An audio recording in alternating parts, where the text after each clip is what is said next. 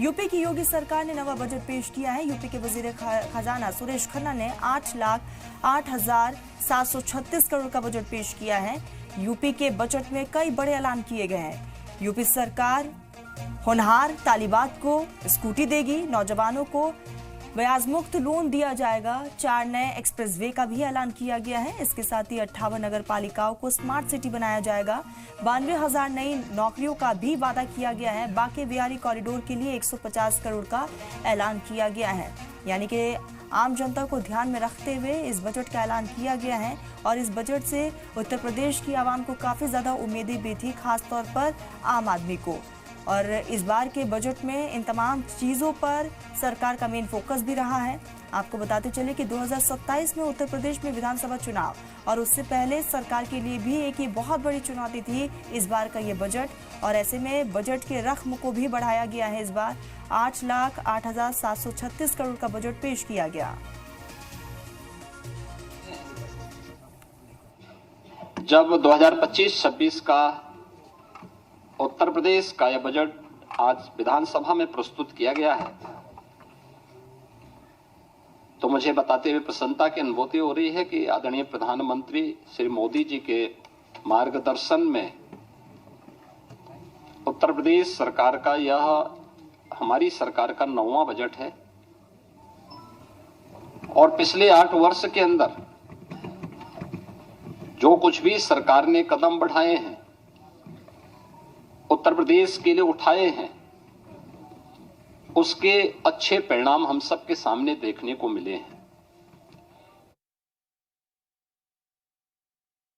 2025-26 का जो बजट है, यह भारत की सनातन संस्कृति को समर्पित सर्वे भवन्तु सुखिनः की अवधारणा पर गरीब, अन्नदाता किसान, युवा, महिला के उत्थान को समर्पित है, जिसमें प्रधानमंत्री मोदी जी का विजन, जिसमें वंचित को वरेता, यानी वंचित को वरेता उसका एक थीम है, उसका केंद्रीय भाव है, इसको समर्पित है। इस बजट का जो दायरा है, जो कि वित्त मंत्री जी ने अपने बजट भाषण में भी कहा कि 8,08,736 करोड़ रुपये से अधिक का यह बजट है, जो 2024-25 की तुलना में 9.8% अधिक है।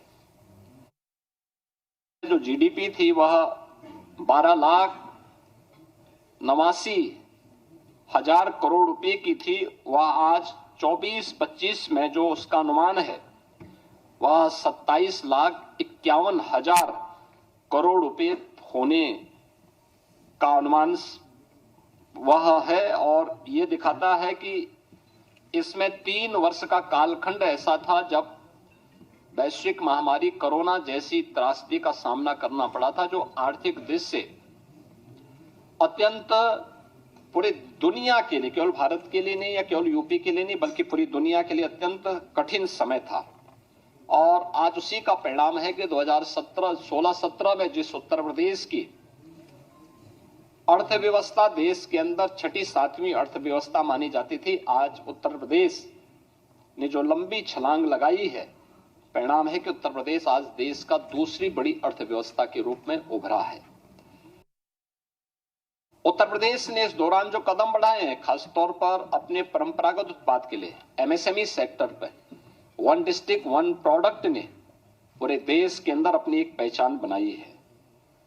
लगातार प्रयासों से प्रदेश ने पिछले 8 वर्षों में 45 लाख करोड़ रुपए के निवेश प्रस्ताव प्राप्त किए हैं, जिनमें से अब तक हम लोग 15 लाख करोड़ रुपए से अधिक के निवेश प्रस्ताव को जमीनी धरातल पर उतारने में हमें सफलता प्राप्त हुई है। और इसके माध्यम से हमने 60 लाख से अधिक उत्तर प्रदेश के युवाओं को सीधे नौकरी प्रदान करने में भी सफलता प्राप्त की है। डबल इंजन की भारतीय जनता पार्टी की सरकार के द्वारा जो कदम 17-18 में उठाए गए, आज उसका परिणाम है उत्तर प्रदेश के किसानों की आमदनी को, जो 2017-18 के पहले आत्महत्या करने के लिए मजबूर होता था, आज उसको दोगुने से अधिक बढ़ाने में मदद मिली है।